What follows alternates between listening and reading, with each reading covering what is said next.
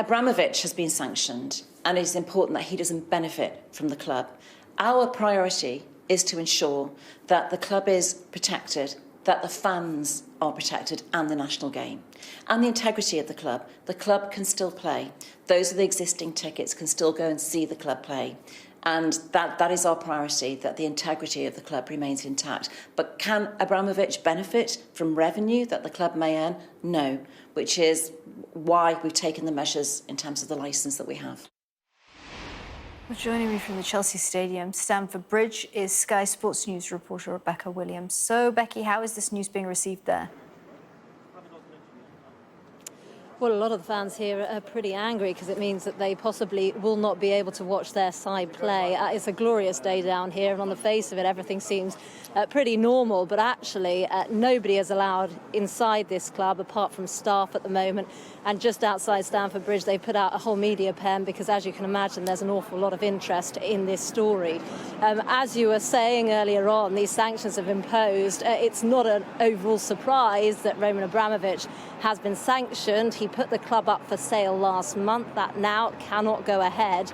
But what it also means is that the club are not allowed to sell any merchandise. In fact, outside the shop today, there's a sign saying that it will be closed until further notice, given the circumstances. They cannot sell match day tickets. It's only those who've got season tickets that will be able to attend. But games can go on. So, for example, the Chelsea men's side can play Norwich tonight. The women's side are going to be playing West Ham. But it does have a massive impact on this club. And we know that the shirt sponsor, 3 Mobile, is now reviewing its relationship with the club. And certainly when sponsors start to rally perhaps against the club, then it has issues in terms of its business plan. But yeah, looking at the people that have come down here today, there's certainly a few fans that are milling around. Lots of them are pretty worried about whether Chelsea Football Club will ever be the same again. One of those I spoke to, a man and his young son, was the last one to buy a shirt before the shop shut. Here's what they've had to say. I'm worried about my club, and today I'm disappointed, honestly. I came here all the way from Malaysia, and today we can't get the opportunity to come and take pictures in front of our own beloved stadium. I'm not really worried. I mean, hopefully the government will come to some sense. I can't really confirm that. Yeah, I'm kind of gutted, if I'm honest, because it puts the fans in quite an awkward position.